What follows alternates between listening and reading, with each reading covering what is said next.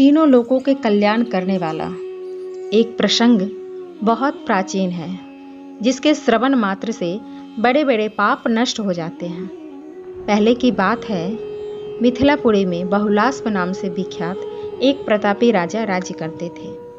वे भगवान श्री कृष्ण के परम भक्त, शांतचित एवं अहंकार से रहित थे। भक्तों, कल के एपिसोड में हमने श्रवण किया मिथिला नरेश, बहुलास्प और भक्त श्रुतदेव की कथा।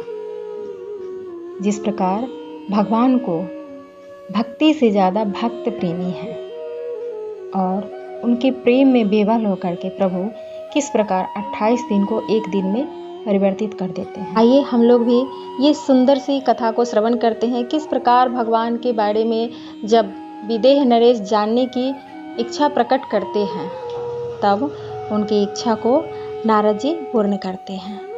बहुत सुंदर एपिसोड है, इसे ध्यानपूर्वक श्रवण कीजिएगा।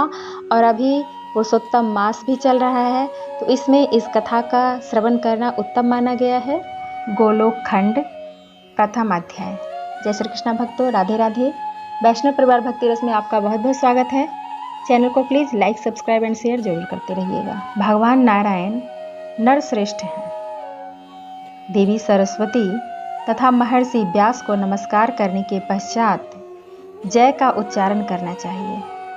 मैं भगवान श्री राधा कांत के उन युगल चरणों को अपने हृदय में धारण करती हूँ, जो शरद ऋतु के प्रफुल्लित कमलों की शोभा को अत्यंत नीचा दिखाने वाले हैं।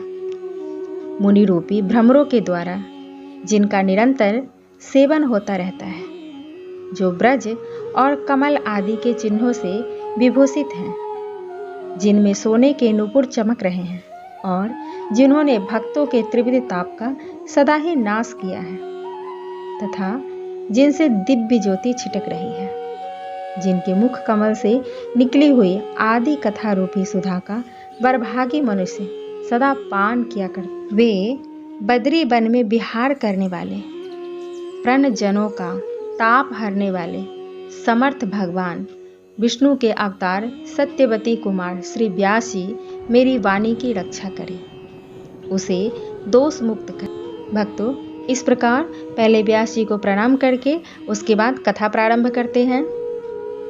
एक समय की बात है, ज्ञान शिरोमणि परम तेजस्वी मुनिवर गर्ग जी, जो योग शास्त्र के सूर्य हैं, शौनक जी से मिलने के लिए नैमिषारण्य में आए।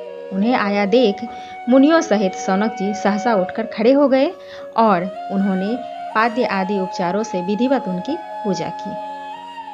शौनक जी ने कहा, साधु पुरुषों का सब ओर से विचरण धन्य है, क्योंकि वह गृहस्थ जनों का शांति प्रदान करने वाला हेतु कहा गया है।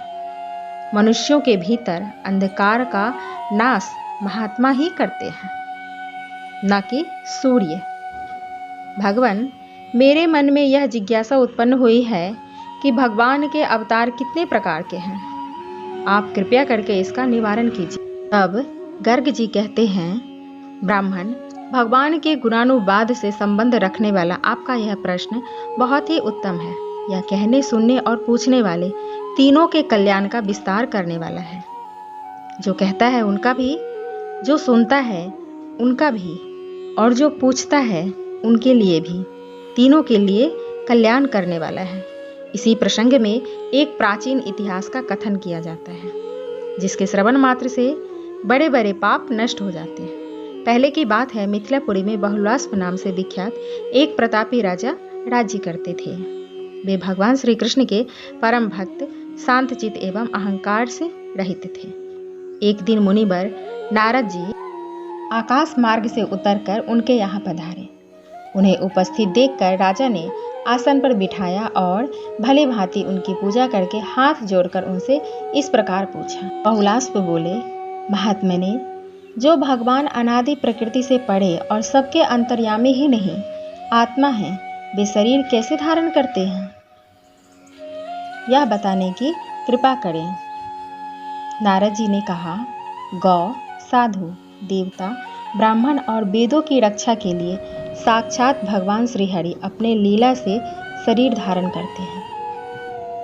अपनी अचिंत्य लीला शक्ति से ही वे देहधारी होकर भी व्यापक बने रहते हैं। उनका वह शरीर प्राकृत नहीं चिन्मय है। जैसे नट अपनी माया से मोहित नहीं होता और दूसरे लोग मोह में पड़ जाते हैं, वैसे ही अन्य प्राणी भगवान की माया देखकर मोहित हो जाते हैं, किंतु परमात्मा मोह से परे रहते हैं।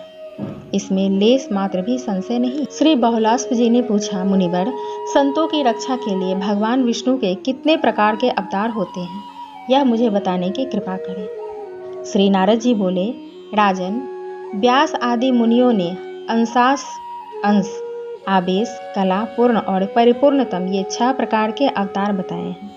इनमें से छठा परिपूर्णतम अवतार साक्षात भगवान श्री कृष्ण ही है। मरीचि आदि अंशावतार, ब्रह्मा आदि अंशावतार, कपिल एवं कुर्म प्रभृति कलावतार और परशुराम आदि आवेशावतार कहे जाते हैं। नरसिंह, राम, श्वेत दीपाधिपति, हरि, बैकुंठ, यज्ञ और नर नारायण ये पूर्णावतार हैं एवं साक्षात भगवान श्री कृष्ण ही परिपूर्णतम अवतार हैं। असंख्य ब्रह्मांडों के अधिपति वे प्रभु गोलोक धाम में विराजते हैं, जो भगवान के दिव्य सृष्टि और कार्य मात्र के अधिकार का पालन करते हैं। वे ब्रह्मा आदि सत्य स्वरूपा भगवान के ही अंश हैं। जो उन अंशों के कार्यभार में हाथ बटाते हैं, वे अंशावतार के नाम से विख्यात होते हैं। परम बुद्धिमान नरेश भगवान विष्णु एवं जिनके अंशकरण में अभिष्ट हों, अभिष्ट कार्य का संपादन करके फिर अलग हो जाते हैं। राजन, ऐसे नाना विधि अवतारों को आवेशावतार समझ, जो प्रत्येक युग में प्रकट हो, युग धर्म को जानकर उसकी स्थापना करके पुनः अंतर ध्यान हो जाते हैं। भगवान के उन अवतारों को कलावतार कहा गया है। यहाँ 4 व्यूह प्रकट हो, जैसे श्री राम, लक्ष्मण, भरत और शत्रुघ्न एवं वासुदेव, संकर्षण, प्रद्युम्न और अनिरुद्ध, तथा जहाँ 9 रसों की अभिव्यक्ति देखी जाती है एवं जहाँ बल पराक्रमी भी पराकाष्ठा दृष्टिगोचर होती हो, भगवान के उस अवतार को पूर्णावतार कहा गया है, जिसके अपने तेज में अन्य संपूर्ण तेज विलीन हो जाते हैं। भगवान के उस अवतार को श्रेष्ठ विद्वान पुरुष साक्षात परिपूर्णतम बताते हैं। जिस अवतार में पूर्ण का पूर्ण लक्षण दृष्टिगोचर होता है, मनुष्य जिसे पृथक पृथक भाव के अनुसार अपने परम प्रिय रूप में देखते हैं, वही यह साक्षात परिपूर्णतम अवतार है। इन सभी लक्षणों से संपन्न स्वयं परिपूर्णतम भगवान श्री कृष्ण ही हैं, दूसरा नहीं है। क्योंकि भगवान श्री कृष्ण एक कार्य के उद्देश्य से अवतार लेकर अन्यान्य करोड़ों कार्यों का संपादन किया है। जो पूर्ण पुराण पुरुषोत्तम एवं परात्पर पुरुष परमेश्वर हैं, उन साक्षात सदानंदमय कृपानिधि गुणों के आकार भगवान श्री कृष्ण चंद्र की मैं शरण लेता हूँ। यह सुनकर राजा हर्ष में भर गए। उनके शरीर में रोमांच आ गया। वे प्रेम से विह्वल हो गए और आश्रुपूर्ण नेत्रों को पोंछकर नारद जी से इस प्रकार बोले। राजा बहुलास्प ने पूछा, महर्षि, साक्षात परिपूर्णतम भगवान श्री कृष्ण सर्वव्यापी चिन्मय गोलोक धाम से उतरकर जो भारतवर्ष के अंतर्गत द्वारिकापुरी में विराज रहे हैं, इसका क्या कारण है? ब्राह्मण उन भगवान श्री कृष्ण के सुंदर बृहद गोलोक धाम का वर्णन कीजिए, साथ ही उनके अपरिमेय कार्यों को भी कहने की कृपा कीजिए।